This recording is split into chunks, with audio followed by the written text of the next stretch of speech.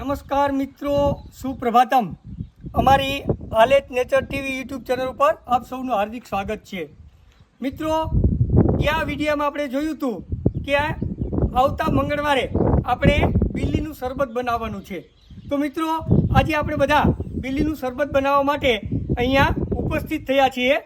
અમારું આખું ગ્રુપ છે એ આજે એ શરબતનો ટેસ્ટ માણવા માટે અહીંયા હાજર છે. મિત્રો, બિલ્લીનું શરબત બનાવવું બહુ સહેલું છે. એને માટે 3 વસ્તુની જરૂર પડે.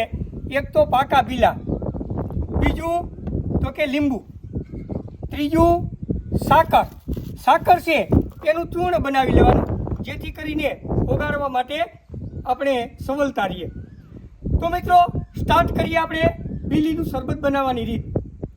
સૌથી પહેલાં આપણે એક તપેલીની અંદર આપણે અહીંયા 1.5 લીટર શરબત બનાવવાનું છે, એટલે 1.5 લીટર પાણી નાખીએ. પ્રમાણની વાત કરીએ તો લીટરે મોટે ભાગે 1 બિલ્લું તમે નાખી શકો અથવા 2 બિલ્લા પણ નાખી શકો. બિલ્લાનું પ્રમાણ થોડુંક વધારે હોય તો કંઈ મુશ્કેલી નથી. પછી તમને જે અનુકૂળ પડે એટલી તમે સાકર પણ લઈ શકો અને તમારા ટેસ્ટ મુજબ તમે લીંબુ પણ નાખી શકો. તો પહેલાં તો આપણે જે પાણી લીધું એ પાણીની અંદર સાકર નાખીએ. તો સાકરનું ચૂર્ણ અમારી પાસે હાજર જ છે. તો પહેલાં સાકરનું ચૂર્ણ નાખીએ. સાકરના ચૂર્ણમાં મોટે ભાગે 1.5 લીટરની અંદર આપણે 3 થી 4 ચમચી સાકર નાખીએ એટલે મોટે ભાગે વાંધો ન આવે.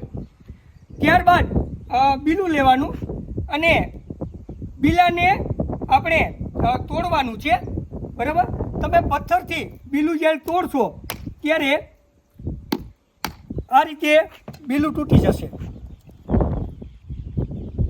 એટલે એની ઉપરની જે છાલ છે એ તમે કાઢી નાખો અને જો આ રીતે 2 ફાડ પડી જાય તો પણ કંઈ વાંધો નહીં.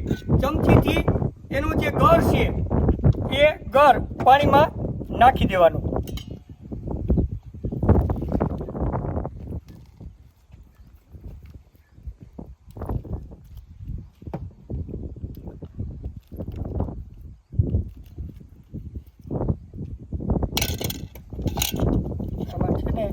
ચાકુથી તમે જો કરશો એટલે જે નીચેનો ભાગ છે એ બરાબર છૂટો પડી જાય.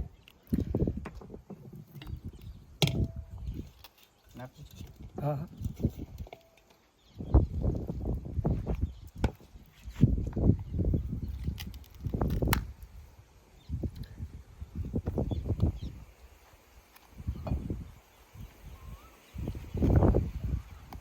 આ બિલ્લાનો ઘર અંદર નાખી દીધો.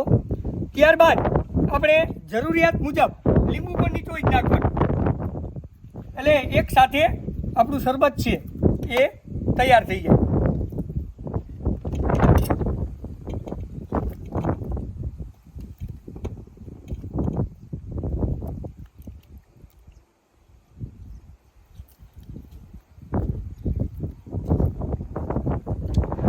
લીંબુ નીચોવ્યા પછી એ શરબત મોટે ભાગે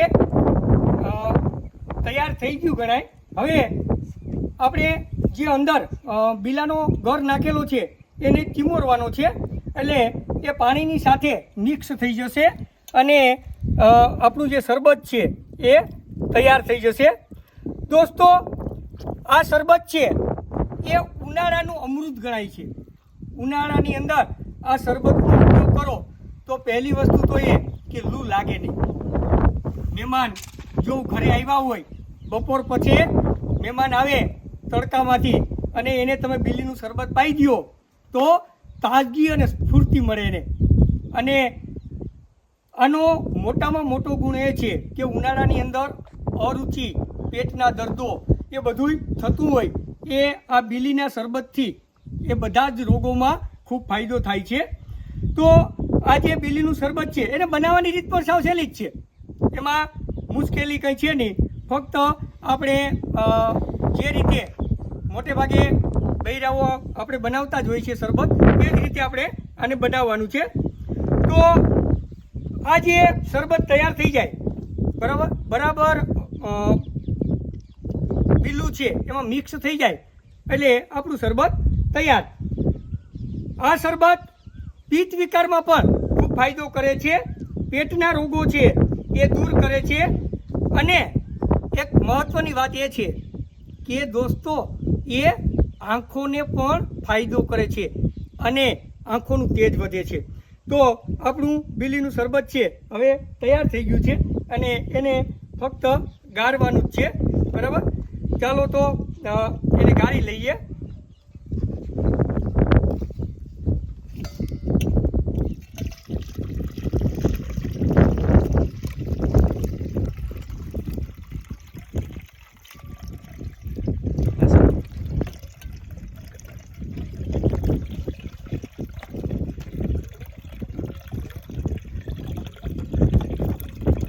આ રીતે તમે જ્યારે શરબતને ગાળશો બરાબર એટલે શરબત છે એ તૈયાર થઈ ગયું.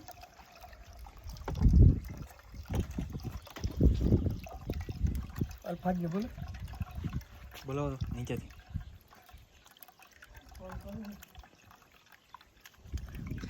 અલ્ફાજ અંદર આવી છે તો ભરાય. એટલે ચાલો તો આપણું જે બીલાનું શરબત છે એ તૈયાર છે.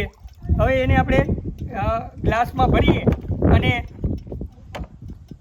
આપણા જે મિત્રો છે એને ટેસ્ટ કરવાનું કહીએ કેવું બન્યું છે બરાબર એ ખ્યાલ આવે.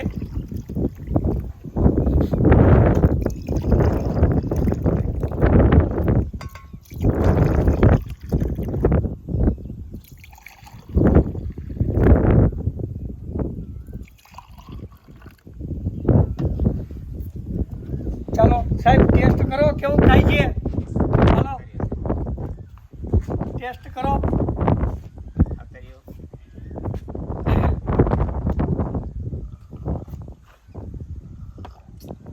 એટલે આ જે બીલાનું કેવું ટેસ્ટ છે? મસ્ત છે, નાઈસ. હા કઈ ઘટે નહીં. હવે આ જે શરબત છે એનો ઉપયોગ તમે બપોર પછી કરી શકો અને આ શરબત થોડુંક કેફકારક છે પણ એવું કંઈ નથી કે એનાથી નશો ચડે. આજે 20 વર્ષ થયા હું દર ઉનાળામાં રેગ્યુલર એને પીઉં છું બરાબર.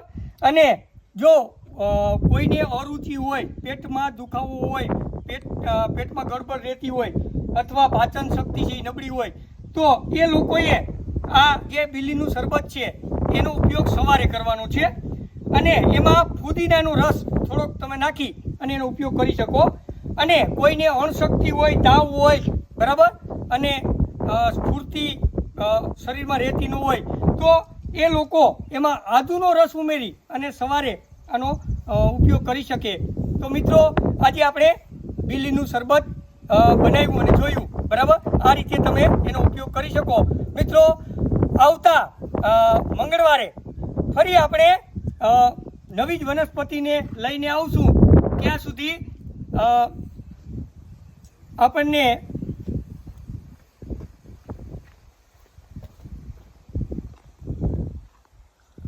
કેમ છે ટેસ્ટ? ટેસ્ટમાં એકદમ બેસ્ટ છે.